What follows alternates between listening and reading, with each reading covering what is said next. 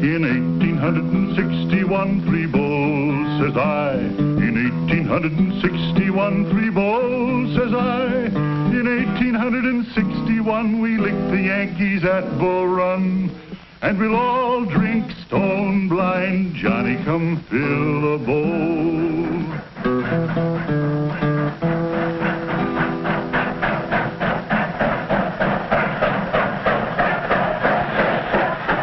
In 1863, a special train had come up from Washington, bringing a mighty important man who had a speech to make at a place called Gettysburg. Today, Gettysburg lies peaceful and quiet in the foothills of the Blue Ridge Mountains. But what happened there some time back is history.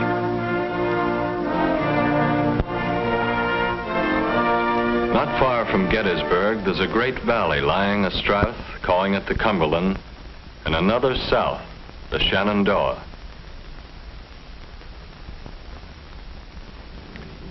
And at Harper's Ferry, right where the valleys meet, a grave and tragic conflict springs to life. I, John Brown, am now quite certain that the crimes of this guilty land will never be purged away but with blood. John Brown's body lies a moldering in the grave, but it marched on above the great valley, anticipating a deadly struggle between two ways of life.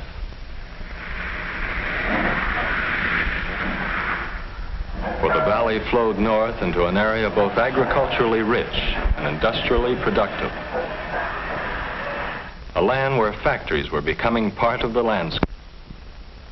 But in the southern part of the valley and the land beyond, a way of life depending on the hand labor of slaves.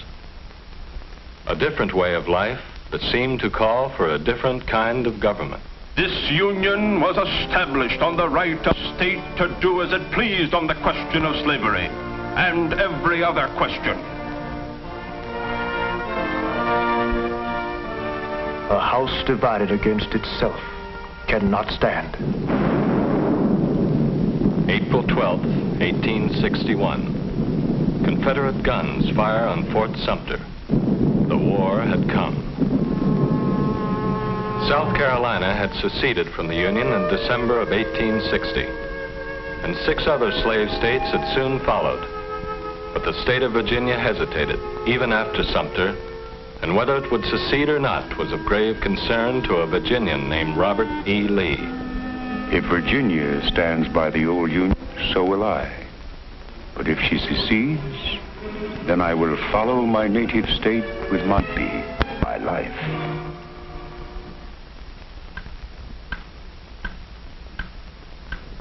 And so, when Virginia seceded, 5 days after Sumter, the North lost more than a state. It lost a general. Through a mistake we lost Bull Run, 3 bulls, says I. Through a mistake we lost Bull Run, 3 bulls, says I. Through a mistake we lost Bull Run, and we all skedaddled to Washington. And we'll all drink stone blind. Johnny, come fill the bowl. Neither side had wanted it, but the first battle was at hand. And man or boy, Johnny Reb or Billy Yank, each soldier faced his own worst moments alone, waiting.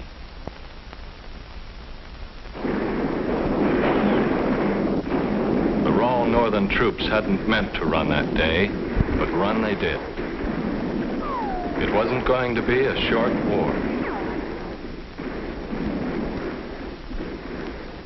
Bull Run was a defeat for the North, but not a decisive one. And by the spring of '62, McClellan, now with a tough and disciplined army, the Army of the Potomac, embarked aboard a huge fleet of wooden ships to the James River for a drive on Richmond.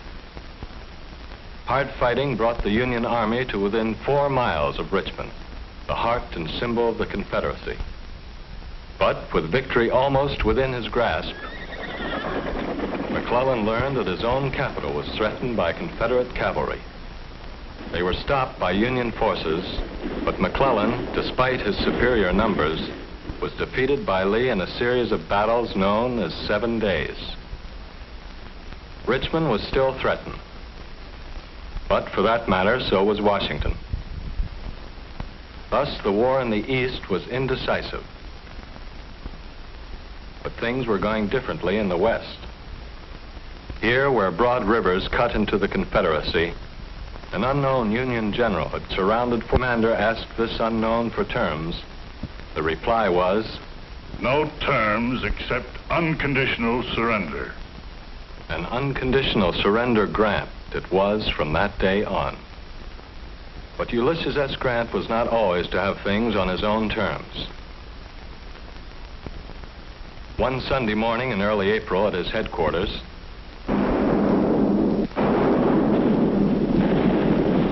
Grant's forces had been surprised, and thus began the terrible Battle of Shiloh.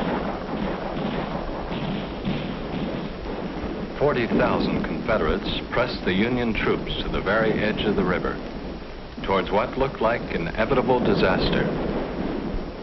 But Federal reinforcements arrived overnight, reinforcements which turned the tide of the battle.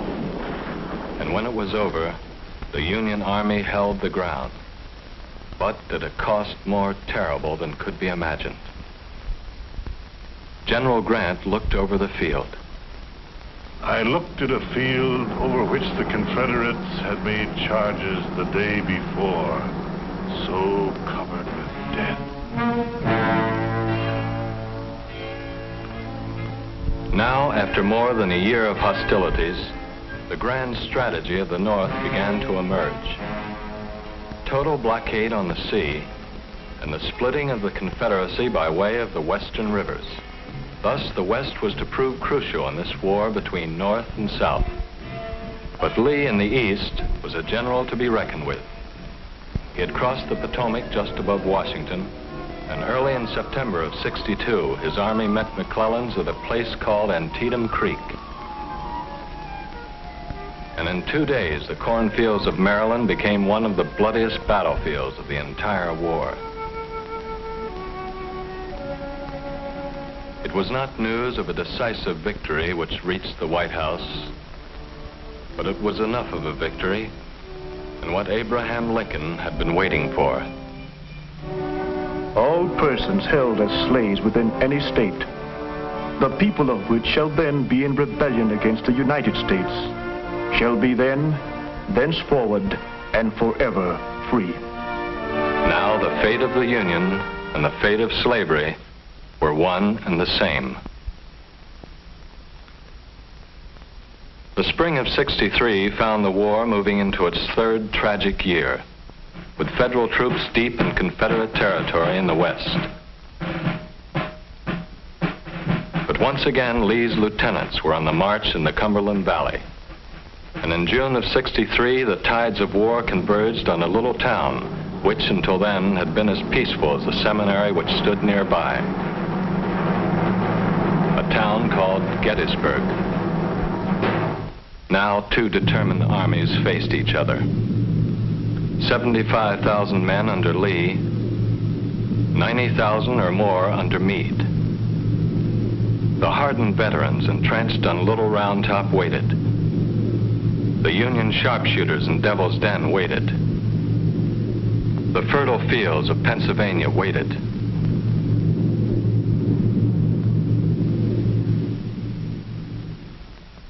But Lee's first assault failed to dislodge the Federal troops from Cemetery Ridge. Meade's men got what sleep they could among the graves that night. The fighting had been hard. And when morning of the third day came, Lee mounted his fateful attack.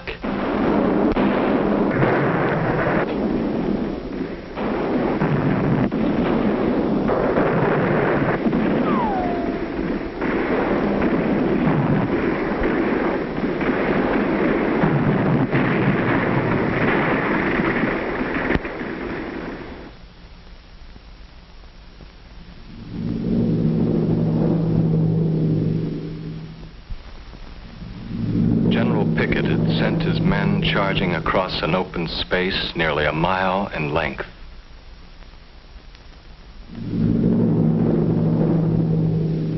They had moved with the steadiness of a dress parade. Their defeat was one which all but sealed the fate of the Confederacy.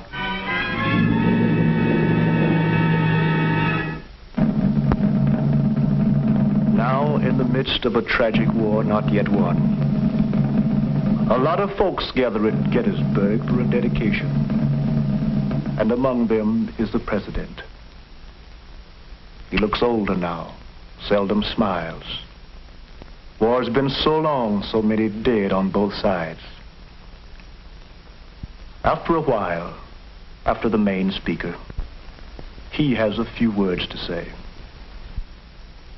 He speaks briefly, quietly, of the brave men, living and dead, who struggle here.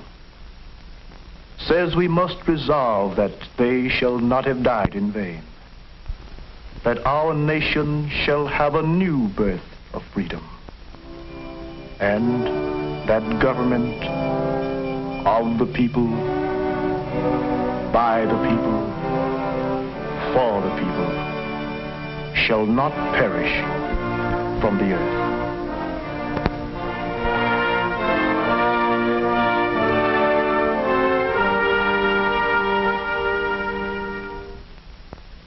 But the terrible war went on, and once again the West proved crucial. Vicksburg had surrendered to Ulysses S. Grant in July of '63. Then Grant took command in Chattanooga and stormed the Confederate positions on Missionary Ridge. East Tennessee, the way into Georgia, was now in Union hands, as was the Mississippi River. The Confederacy was divided, and in Grant, Lincoln had at last found a fighting general. Now placed in supreme command of all Union forces, Grant threw the Army of the Potomac into the Wilderness Campaign. Slashed at Lee's line, was pushed back, struck again and again. The South was slowly being worn down by the better equipped and larger armies of the North, by strangling blockade on the sea. And once again, word came from the West. Federal victories there were opening the way into Georgia. And the way into Georgia was taken by William Tecumseh Sherman. Atlanta fell to Sherman in August of '64, and then began a 300-mile march to the sea. A march whose mission was to destroy the productive heartland of the South. A march whose mission was accomplished. The garden area of the Confederacy was laid waste. In 1864, the rebels had enough of the war, and we'll all drink stone blind. Johnny, come fill the bowl. The war could not go on much longer. Grant besieged Petersburg, and with Sherman's cavalry joining him, forced Lee to abandon his capital. It is April 3rd, 1865. Lee's armies are all but surrounded. 6 days later, two former graduates of West Point meet in a small house in a town called Appomattox. And Ulysses S. Grant, whose initials stand for unconditional surrender, converses at length with Robert E. Lee, who hopes for something better than unconditional surrender. My men would like to take their mounts home with them for the spring plowing. Yes, it's doubtful if they will be able to put in a crop without the horses they are now riding. With malice toward none, with charity for all, let us bind up the nation's wounds, to care for him who shall have borne the battle, and for his widow and his orphan, to do all which may achieve and cherish a just and lasting peace among ourselves and with all nations.